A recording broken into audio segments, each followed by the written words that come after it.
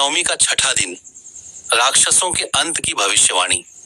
रामनवमी की पावन कथा का छठा दिन रहस्य, आशा और एक नई शुरुआत का संकेत लेकर आता है। यह वह दिन होता है जब न केवल अयोध्या बल्कि संपूर्ण धरती और स्वर्गलोक में एक विशेष हलचल महसूस होने लगती है। यह दिन इस बात का प्रतीक है कि अब वह समय निकट है जब अधर्म का अंत और धर्म की स्थापना होने वाली है।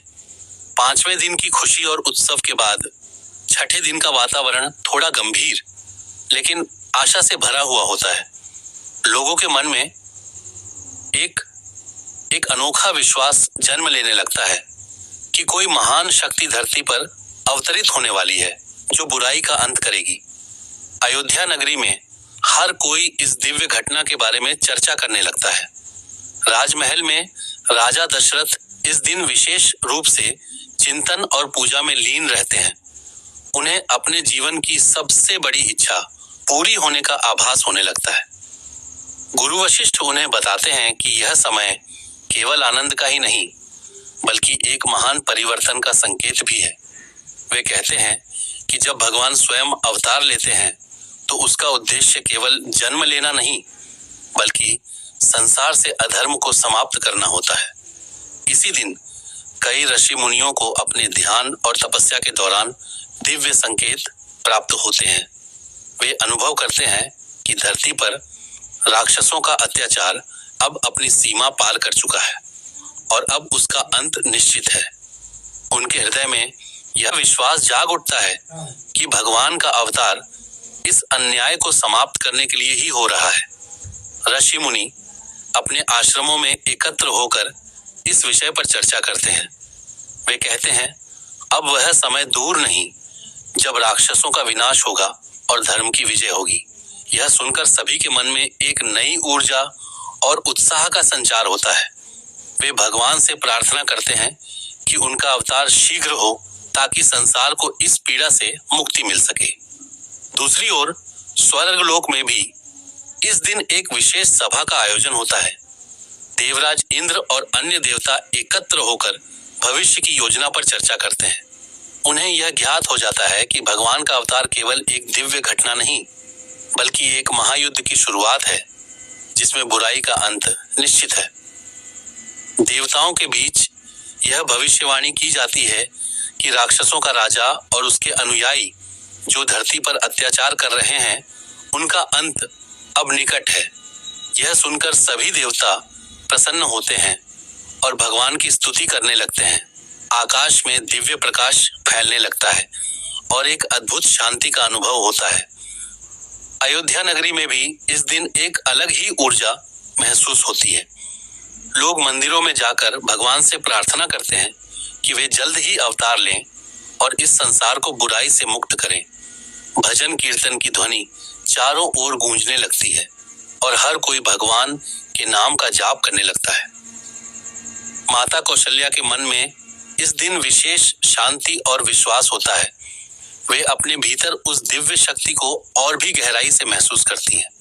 उन्हें यह आभास हो जाता है कि उनके गर्भ में जो शक्ति है वह केवल उनके लिए नहीं बल्कि पूरे संसार के कल्याण के लिए है। उनके चेहरे पर एक अद्भुत तेज और संतोष झलकता है। माता कैकेयी और माता सुमित्रा भी इस दिव्य अनुभूति को महसूस करती हैं।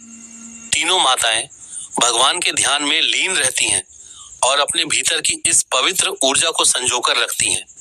ऐसा प्रतीत होता है जैसे पूरा राजमहल एक तपस्थली बन गया हो।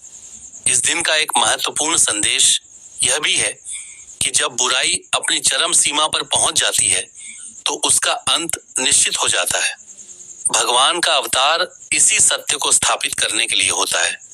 यह हमें सिखाता है कि चाहे परिस्थितियां कितनी भी कठिन क्यों न हो, अंत में सत्य और धर्म की ही विजय होती है। राजा दशरथ इस दिन दान पुण्य और सेवा कार्यों में भी बढ़ चढ़कर हिस्सा लेते हैं। वे प्रजा के दुख दर्द को समझते हुए उनकी सहायता करते हैं। इससे अयोध्या में एक सकारात्मक वातावरण बनता है और लोगों के मन में आशा की किरण जाग उठती है। बच्चे, बूढ़े, महिलाएं, हर कोई इस भविष्यवाणी को सुनकर उत्साहित हो उठता है। वे एक दूसरे से कहते हैं कि अब वह समय दूर नहीं जब भगवान स्वयं आकर इस धरती को राक्षसों के अत्याचार से मुक्त करेंगे। यह विश्वास उनके जीवन में एक नई रोशनी भर देता है। छठे दिन की यह कथा हमें यह सिखाती है कि जीवन में जब भी कठिनाइयां और बुराइयां बढ़ने लगती हैं, तो हमें धैर्य और विश्वास बनाए रखना चाहिए, क्योंकि हर अंधेरे के बाद उजाला जरूर आता है। भगवान हमेशा सही समय पर अपने भक्तों की रक्षा के लिए अवतरित होते हैं। अंततः रामनवमी का छठा दिन केवल एक कथा नहीं, बल्कि एक गहरा संदेश है कि बुराई चाहे कितनी भी शक्तिशाली क्यों न हो, उसका अंत निश्चित है। यह दिन हमें आशा, विश्वास और धैर्य का पाठ पढ़ाता है। इस प्रकार छठा दिन उस महान क्षण की ओर बढ़ता हुआ एक महत्वपूर्ण पड़ाव है, जहां भगवान के अवतार के साथ ही राक्षसों के अंत की शुरुआत होने वाली है।